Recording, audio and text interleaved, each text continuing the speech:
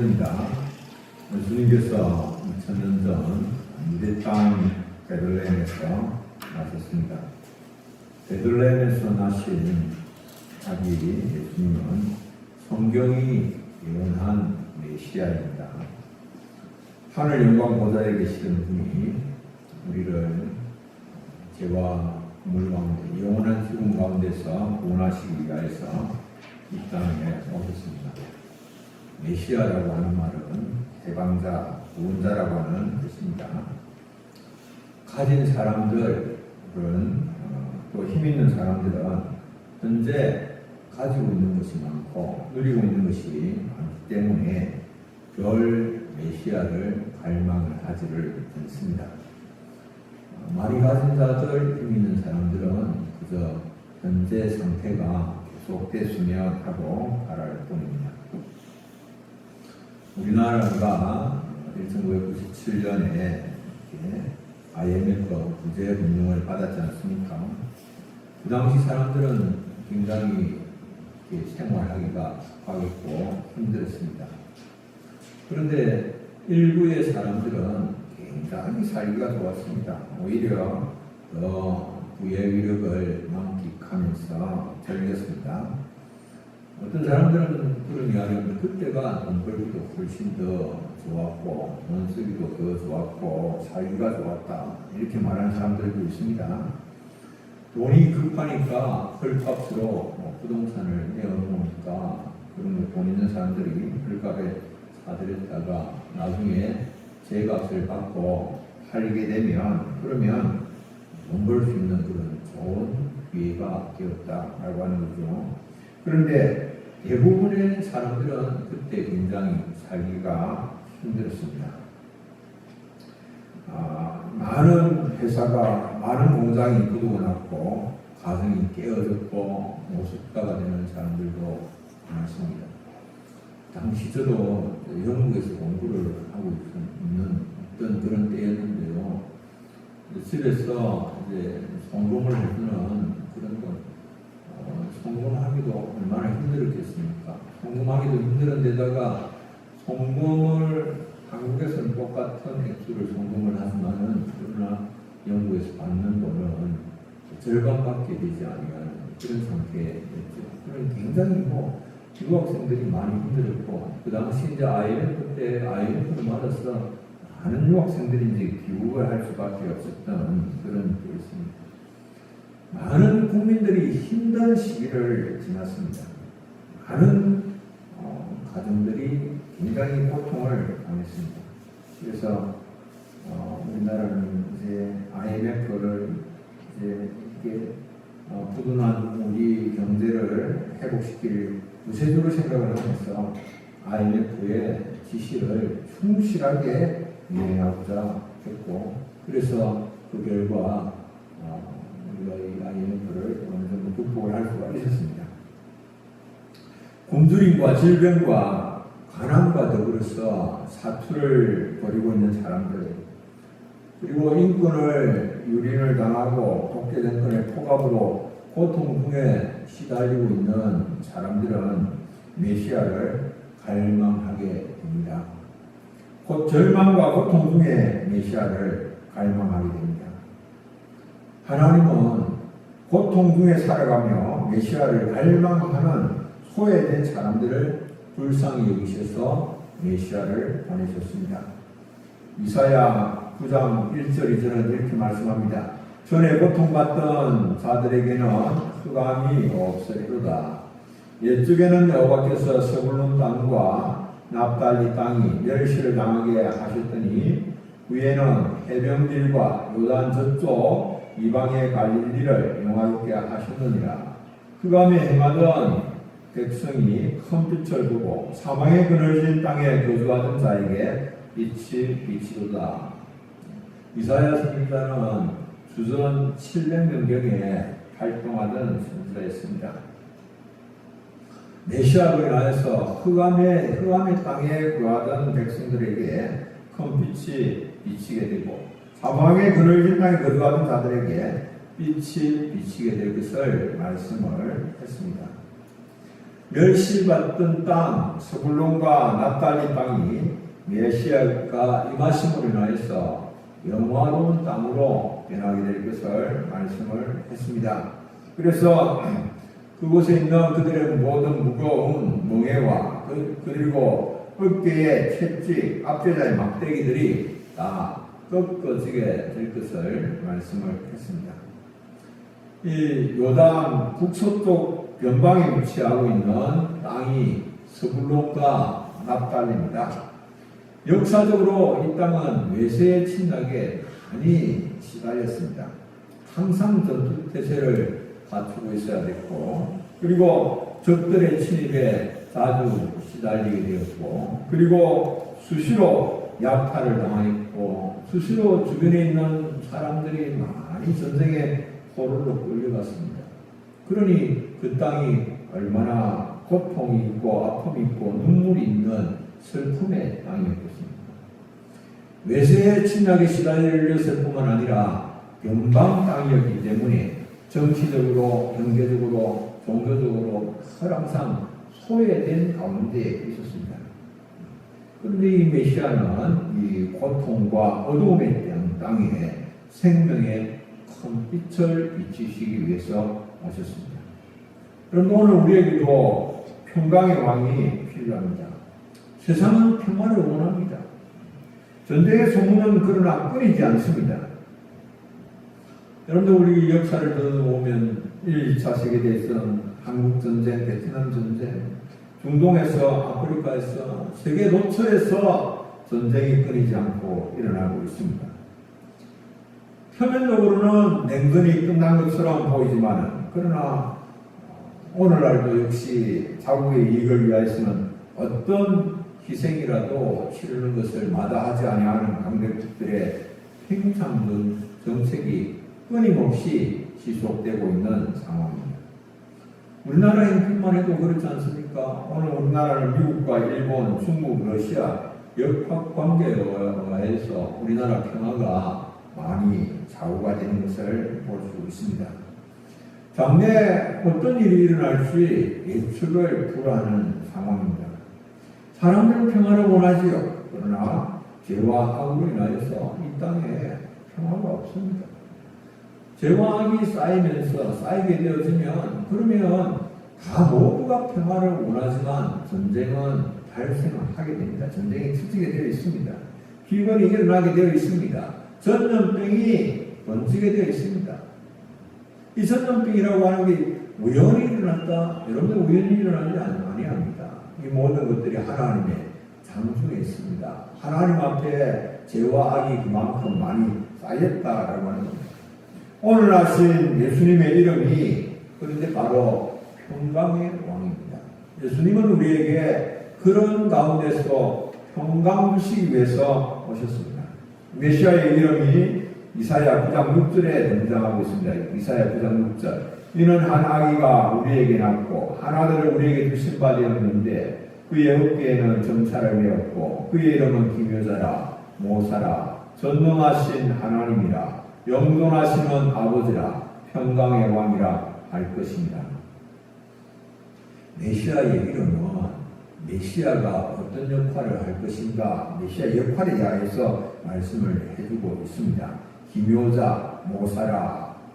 많은 성경에서 이 기묘자라 모사라라고 하는 이 두 개의 단어를 탁월한 경륜가라고 함께 붙여서 번역을 합니다. 탁월한 경륜가라, 놀라운 상담자라, 원더풀 카운셀러, 전능하신 하나님이라, 영존하시는 아버지라, 평강의 왕이라 할 것이라 이렇게 말씀합니다.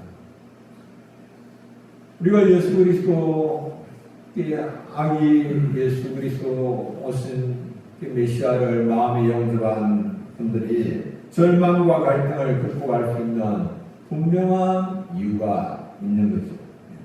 왜? 메시아는 탁월한 경륜가이시기 때문에 그렇습니다. 메시아는 현명한 계획과 탁월한 기술로 전쟁을 승리로 이끄시는 분이십니다. 알지 못하는 것이 없기 때문에 모든 것을 활용하셔서 완벽한 승리를 이끌어내십니다. 메시아를 의지하기만 하면 당시 유다 백성들이 그들을 끊임없이 괴롭히고 있는 아수르며 또 바벨론에 침공을 당한다 할지라도 주님만 의지하게 되어지면 주께서 그들을 완벽하게 보호를 하시는 거죠. 그분은 놀라운 모사이시며 상담가이시며 경륜가이시며 어떤 위기에 처한다고 할지라도 예수님을 바라보면 예수님께서 우리가 능히 그 모든 어려움들을 헤쳐나갈 수 있는 길을 열어주십니다. 그분은 또한 전능하신 하나님이시기 때문에 계획하시고 말씀하신 것을 이루시지 못할 것이 하나도 없습니다. 그분이 영원한 우리의 아버지로서 우리의 모든 삶을 다 책임져 주십니다. 그분은 또한 평강의 왕이십니다. 여러분들이 평강이라고 하는 것이 눈에 보이질 않습니다.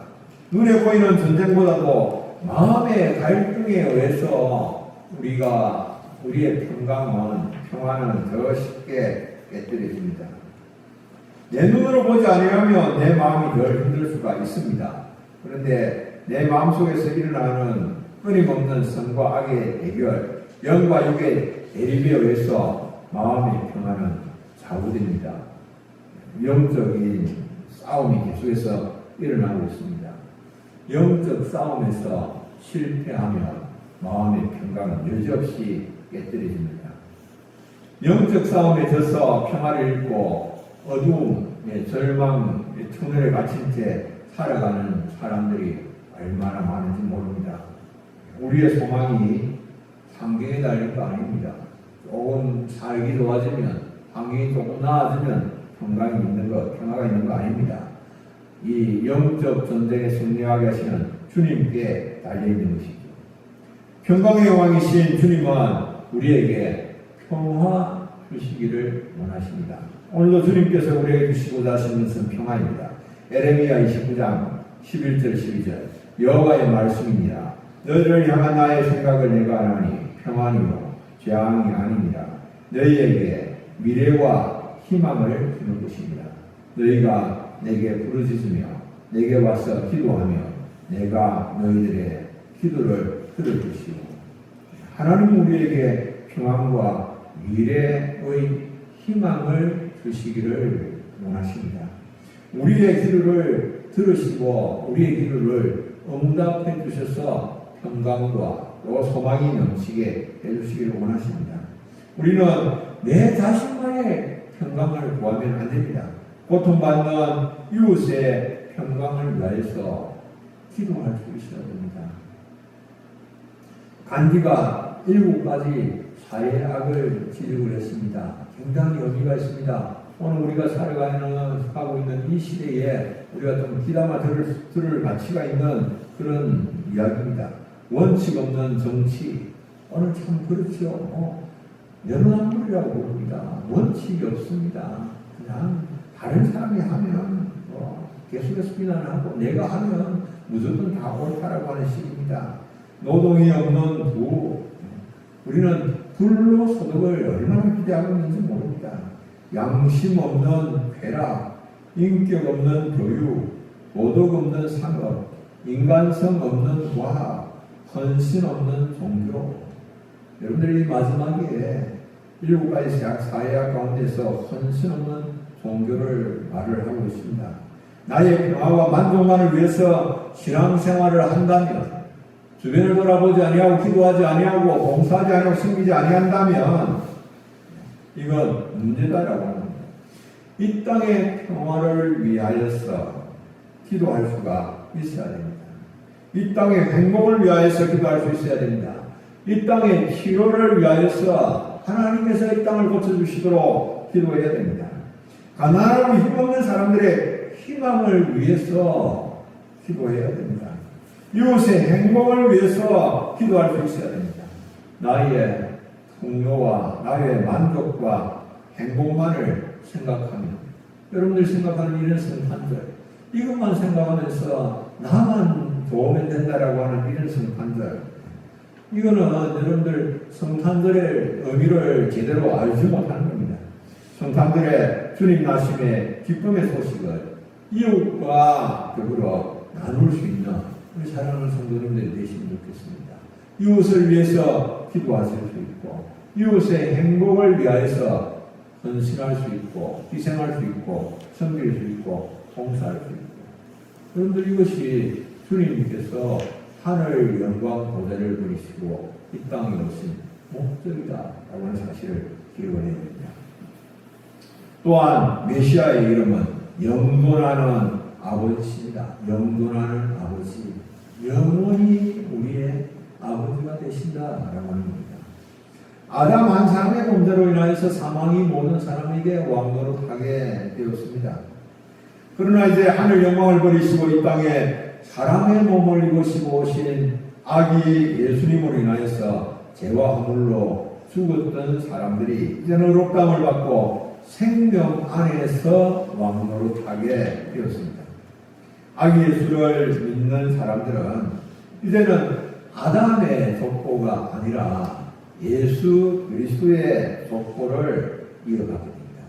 아담의 혈통을 이어받는 것이 아니라 예수 그리스도의 혈통을 이어받게 되는 겁니다. 로마서 5장 17절로 이렇게 말씀하고 있습니다. 한 사람의 범죄로 말미암아 사망이 그 한 사람을 통하여 왕노릇하였음서 한 사람은 아담이죠. 아담의 범죄로 말미암아서 사망이 왕노릇하였는데 더욱 은혜와 의의 선물을 넘치게 받은 자들은 한 분 예수 그리스도를 통하여 생명 안에서 왕노릇하리로다. 예수 그리스도를 통하여서 이제는 믿는 자들이 예수님을 영접한 사람들은 생명 안에서 왕노릇합니다. 그런데 한 범죄로 많은 사람이 정죄에 이른 것 같이 한 어려운 행위로 말미암아 많은 사람이 어렵다 하심을 받아 생명에 이르렀느니라. 이 성탄절에 아기 예수를 마음에 영접한 사람들은 예수 그리스도로 말미암아서 어렵다 하심을 받고 영원한 생명에 이르게 되는 것을 말씀을 합니다. 죄와 사망에서 건짐을 받고 이 땅에서 행복한 삶을 살고 그리고 영원한 하나님 나라의 생명을 누리게 되는 것을 말씀합니다. 예수를 믿는 자들에게는 아기 예수의 DNA가 주어집니다. 모든 예수 그리스도는 믿는 자들에게 영존하시는 아버지가 됩니다. 그 예수 믿는 사람들은 영존하시는 아버지가 되시기 때문에 예수 믿는 사람들은 이제 그 예수님의 DNA를 가지고 있고 생명 안에서 왕노릇하게 되었습니다. 이 영원한 소망 가운데서 우리가 살아가야 되는데 오늘 그 예수님의 사랑은 그 어떤 사랑과도 비교할 수 없을 정도로 크고 놀라운 것입니다.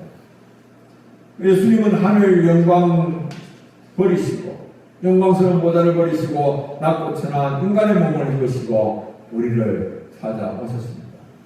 영접하는 이 한 사람 없는 가운데 한 칸만도 찾아오지 못한 때 예수님은 베들레헴 말구유에서 나셨습니다. 예수님은 우리의 평화를 위해서 하늘 영광을 버리시고 냄새나는 우유 위에 오셨습니다. 그런데 오늘 우리가 이 예수님의 특별한 사랑에도 불구하고 특별한 은혜에도 불구하고 우리의 삶이 행복하지 못하다면 여러분들 그 이유가 무엇입니까? 예수님이 우리를 그렇게 사랑하심에도 불구하고 우리의 삶이 행복하지 못하다면 오늘 우리의 삶은 과거와 비교하여서 정말 엄청나게 발전된 그런 삶을 살고 있는데 그럼에도 불구하고 우리가 행복하지 못하고 과거보다도 훨씬 더 많은 부를 누리고 있는데도 불구하고 훨씬 더 풍요로움에도 불구하고 과거보다도 행복하지 못하다면 그 이유가 뭘까요? 여러분들 그 이유가 뭡니까? 우리는 입으로는 믿는다라고 말을 하지만 예수 그리스도를 정말 내가 믿음으로 내 마음에 구주로 영접을 하지 못한 겁니다. 자신의 구주로 예수님을 입으로는 영접했다라고 하지만 믿음으로 영접하지 못한 겁니다. 내 삶의 주인으로 예수님을 영접하지 못한 겁니다. 그래서 우리가 이 순간들을 맞아서 예수님을 내 삶의 주인으로 영접하고 인정하고 그래서 예수 그리스도 말미암아서 평강을 누리시고 또 평강을 나누시는 우리 성도님들이 되시면 좋겠습니다. 평강의 사람이 되셔야 됩니다. 참 갈등을 하고 분들을 조장하고 하는 사람이 아니라 평강을 나누고 하나님의 축복을 나누고 하늘의 소망을 또 나누고 사람을 살리시는 사랑하는 교우님들 다 되시길 바랍니다. 우리 말씀을 기억하면서 함께 한번 공성으로 기도하겠습니다. 예수님, 아기 예수님 평강의 왕으로 오셨습니다. 내가 평강의 사람이 되게 하옵소서. 다른 사람, 내가 하나님께서 나를 어느 곳으로 보내든지 내가 내 마음에 평강의 왕이신 예수님을 영접하고 그리고 그 예수님으로 인한 평강을 나누는 삶, 또 주님께서 나의 모든 삶을 또 주장하시고 다스리는 것을 기대하면서 평강을 전하는 삶을 살게 하옵소서. 주여 함께 한번 부르고 동성합니다 하겠습니다. 주여 하나님